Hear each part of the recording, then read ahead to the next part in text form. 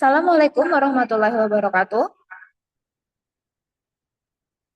Pada kesempatan kali ini, kelompok kami akan memaparkan hasil diskusi pada tahap demonstrasi kontekstual untuk mata kuliah pengantar pendidikan anak berkebutuhan khusus terkait dengan implementasi pendidikan inklusif sebagai perubahan paradigma pendidikan di Indonesia, yang mana kami rujuk dari artikel oleh Muhammad Irfan dan Muhammad Nurrahman Jauhari.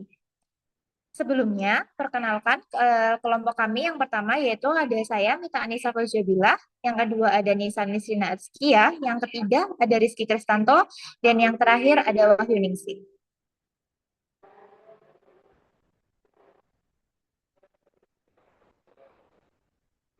Yang pertama, kami akan membahas terkait dengan abstrak dari artikel tersebut.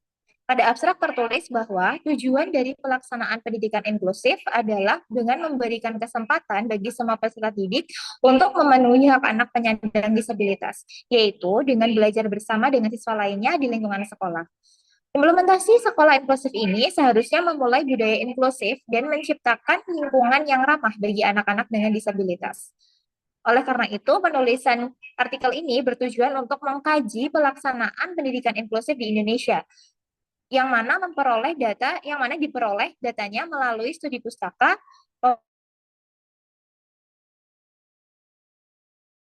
tersebut diolah dan dianalisis menggunakan pendekatan kualitatif.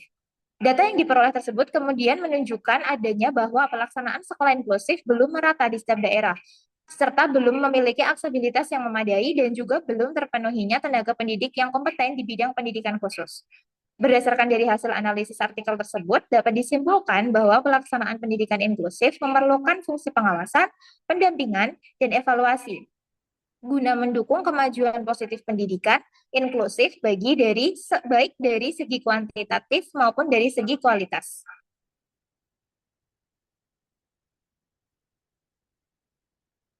Dalam artikel tersebut terdapat tiga pertanyaan atau tiga masalah. Yang pertama yaitu apa tantangan implementasi pendidikan inklusif di Indonesia? Yang kedua, bagaimana pendidikan inklusif dapat memenuhi hak anak berkebutuhan khusus dalam pendidikan?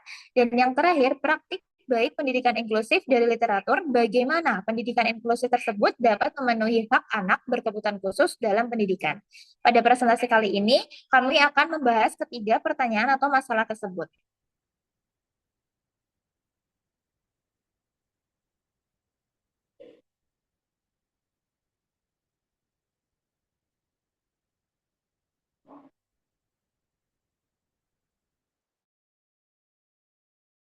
Terkait dengan pendidikan inklusif. Pendidikan inklusif itu sendiri merupakan pendidikan yang mengikut sertakan anak-anak berkebutuhan khusus dalam kegiatan pembelajaran dan menjadikannya sebagai bagian dari penerapan kurikulum budaya sekolah serta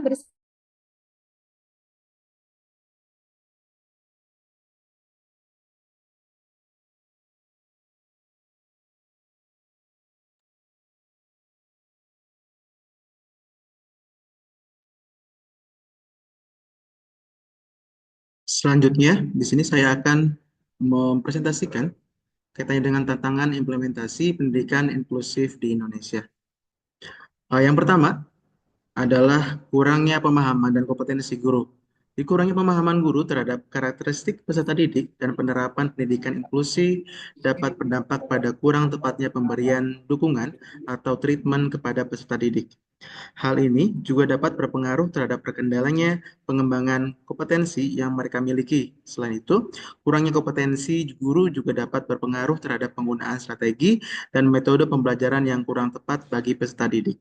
Sehingga hal tersebut dapat berdampak pada kenyamanan mereka dalam belajar di sekolah. Sekali lagi, bahwasannya potensi guru merupakan salah satu hal yang penting dalam dunia pendidikan, terutama di dunia pendidikan inklusif. Hal kedua, tantangannya adalah fasilitas dan infrastruktur yang belum ramah disabilitas. Keterbatasan fasilitas dan akses pembelajaran dapat menghambat partisipasi siswa berkebutuhan khusus di sekolah umum dalam proses belajar. Tidak tersedianya akses kursi roda, misalkan papan tulis yang dapat disesuaikan tinggi atau rendahnya, alat bantu dengar di ruang kelas atau media pembelajaran berbasis audiovisual yang mendukung kebutuhan siswa dengan hambatan penglihatan atau pendengaran akan membuat mereka kesulitan dalam memahami materi yang dipelajari. Seperti kita ketahui bahwasanya fasilitas dan infrastruktur bukan cuma hanya terjadi di sekolah umum begitu, tapi terjadi di dunia pendidikan khususnya di pendidikan inklusif. Menjadi PR untuk pemerintah sebagai pelaksana pendidikan di Indonesia. Selanjutnya, tantangan implementasi yang lain adalah kebijakan yang belum terimplementasi secara konsisten. Kebijakan yang diterapkan di lapangan belum berjalan secara konsisten sesuai dengan rencana yang sudah dipersiapkan. Ini juga menjadi PR besar bagi pemerintah bahwasannya apa-apa saja yang sudah direncanakan sebelumnya harus dievaluasi sehingga penerapan eh, pendidikan inklusif menjadi lebih baik. Selanjutnya adalah stigma sosial dan juga diskriminasi. Stigma yang berkembang di masyarakat bahwa anak-anak berkebutuhan khusus lebih cocok bersekolah di SLB daripada sekolah umum. Ini menjadi stigma sosial dari dulu sampai sekarang bahwasannya anak-anak yang berkebutuhan khusus harus dan wajib disekolahkan di sekolah SLB. Selanjutnya adalah keterbatasan tenaga pendamping khusus. Banyak sekolah yang belum memiliki guru pendamping dan hanya mengandalkan guru kelas untuk memberikan dukungan kepada anak berkebutuhan khusus. Kurangnya guru yang mempunyai kualitas dalam mengelola, dalam mendampingi anak berkebutuhan khusus ini menjadi PR besar di dunia pendidikan kita.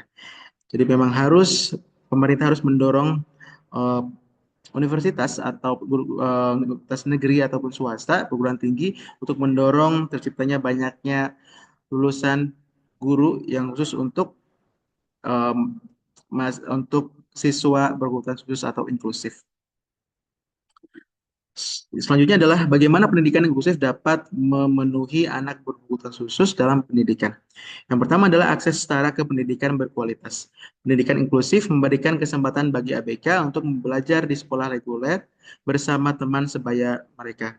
Dengan adanya akses ini, ABK tidak hanya memperoleh hak untuk mendapatkan layanan pendidikan yang layak, tapi juga untuk berkembang secara akademik, sosial, dan juga emosional. Hal ini didukung melalui Perundang-Undangan Nomor 8 Tahun 2016 tentang penyandang disabilitas secara tegas menyatakan bahwa sekolah reguler wajib menyediakan akomodasi yang layak bagi ABK. Dan yang selanjutnya adalah pembelajaran yang responsif terhadap kebutuhan individual. Pembelajaran yang responsif terhadap pendidikan inklusif menuntut pendekatan pembelajaran yang fleksibel dan berpusat pada kebutuhan setiap siswa, termasuk anak berkebutuhan khusus. Guru tidak hanya mengajar materi standar, tapi juga melakukan modifikasi kurikulum seperti menyederhanakan materi, memperpanjang waktu pengerjaan tugas, atau mengganti metode penyampaian. Penilaian penilaian pun disesuaikan, misalnya melalui portofolio atau proyek praktik, bukan hanya tes tulis.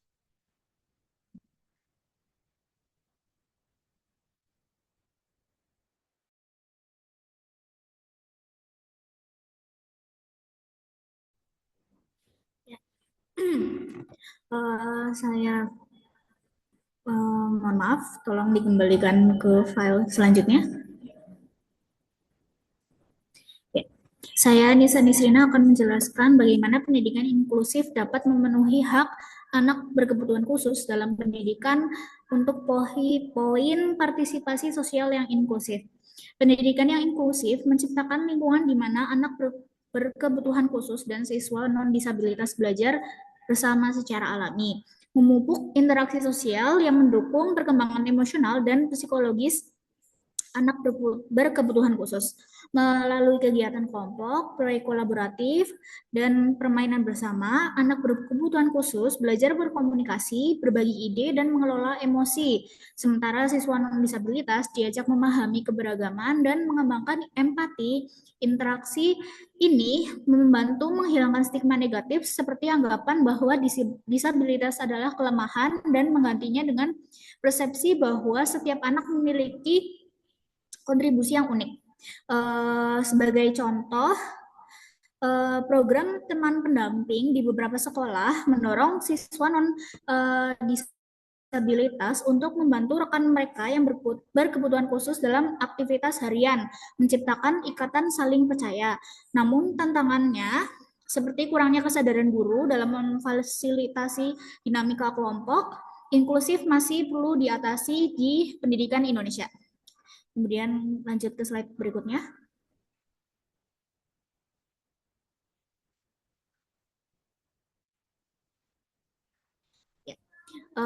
Untuk slide ini merupakan praktik baik dalam pendidikan inklusif. Yang pertama ada kolaborasi guru reguler dan guru pendamping khusus atau yang disebut juga GPK.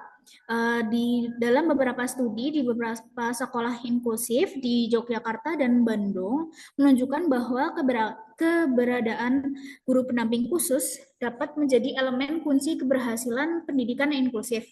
Yang kedua yaitu ada penggunaan rencana pembelajaran individual atau IEP. IEP adalah rencana belajar yang dirancang khusus untuk anak berkebutuhan khusus, berisi tujuan belajar, jangka pendek dan panjang, strategi yang digunakan serta metode penilaian yang disesuaikan. Yang kemudian ada pelatihan inklusif untuk guru. Di beberapa daerah, universitas dan NGO telah menyelenggarakan pelatihan bagi guru-guru sekolah umum agar lebih siap menerapkan pendekatan inklusif. Kemudian lanjut ke slide berikutnya. Kemudian argumen dan pandangan pribadi kami. Kami berpendapat bahwa pendidikan inklusif adalah manifestasi dari prinsip keadilan dan kemanusiaan dalam dunia pendidikan.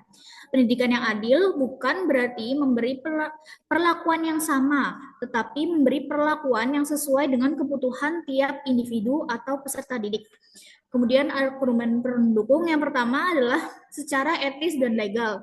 Maka semua siswa berhak atas pendidikan tanpa diskriminasi. Menolak anak berkebutuhan khusus masuk ke sekolah umum adalah bentuk pelanggaran hak asasi.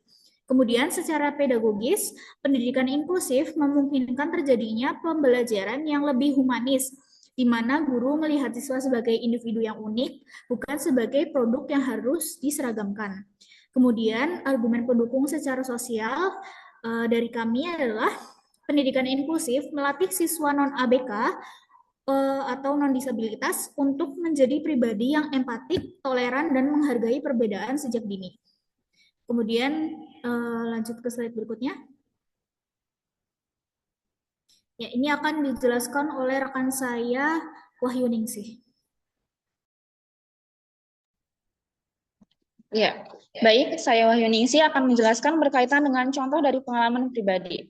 Jadi, contoh ini diambil berdasarkan pengalaman pribadi saya ketika mengajar di sebuah SD swasta pada tahun 2023. Pada saat itu, saya mengajar kelas 2 SD, dan saya memiliki seorang peserta didik bernama Arya dengan kondisi emosional yang tak terkontrol. Dia akan menangis disertai dengan memukul benda di sekitarnya seperti meja dan pintu apabila ada teman yang mengganggu atau tidak mengajaknya bermain. Hal ini berlangsung cukup sering, bahkan bisa terjadi sampai 2 atau 3 kali dalam seminggu. Untuk mengatasi hal tersebut, saya mencoba melakukan pendekatan dengan sering mengajaknya mengobrol pada jam istirahat, kemudian juga saya melakukan juga pendekatan kepada teman-temannya, berbicara dengan teman-temannya, apa penyebab mereka mengapa tidak mau bermain dengan Arya ataupun sering menjahili Arya tersebut. Kemudian, saya juga melakukan komunikasi dengan orang tuanya untuk mengetahui kebiasaan dan penyebab hal tersebut terjadi di rumah ataupun sebelum berangkat ke sekolah. Kemudian, hasil dari kegiatan tersebut didapatkan bahwa Arya ini pernah sakit yang cukup lama. Nah, sakit ini menyebabkan dia itu sempat dirawat di rumah sakit dalam jangka waktu tertentu, kemudian diberikan pengobatan dengan menggunakan obat-obatan medis dari dokter sendiri.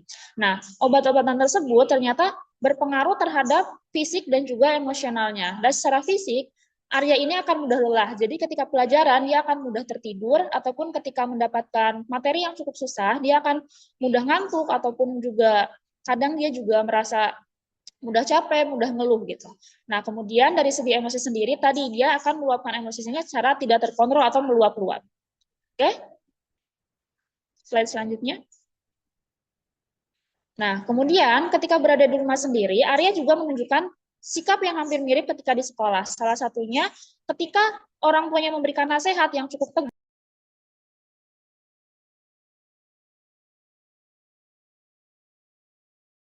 tuanya sebagai bentuk larangan yang ketat. Sehingga hal tersebut membuatnya kadang merasa bersedih dan diluapkan dengan menangis yang cukup kencang ketika di rumah. Sedangkan dari sudut pandang teman-temannya sendiri, setelah saya melakukan wawancara, ada terutama dari peserta didik laki-laki, mereka menganggap bahwa Arya itu termasuk anak yang lemah karena gampang nangis dan juga gampang untuk marah-marah gitu. Nah, mereka ini tidak ingin kalau memiliki punya teman yang lemah, mereka inginnya tuh punya teman yang kuat dan tidak mudah menangis.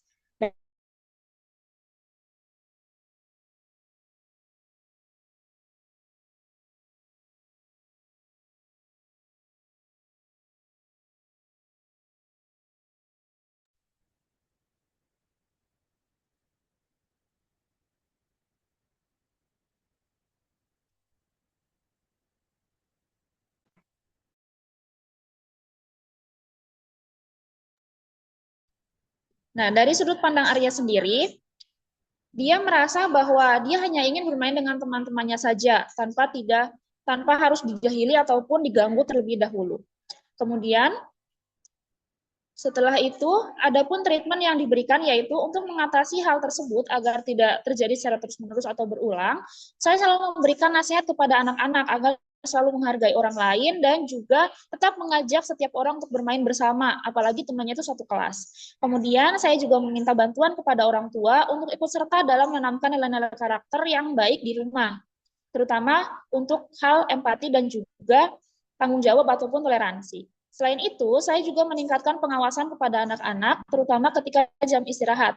Saya banyak melakukan pengawasan ketika mereka banyak bermain, ketika mereka menjahili temannya atau apapun, saya akan langsung menegurnya dan juga memberikan konsekuensi seperti mereka harus meminta maaf di depan kelas yang bertujuan agar mereka bisa jerak terhadap perlakuan yang mereka lakukan tersebut.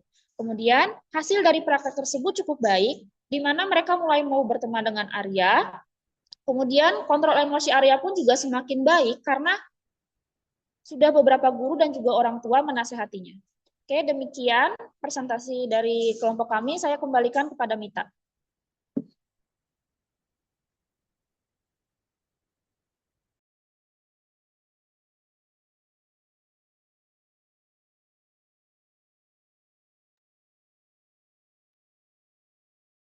Baik, terima kasih kepada seluruh presenter yang sudah mempresentasikan artikel tentang implementasi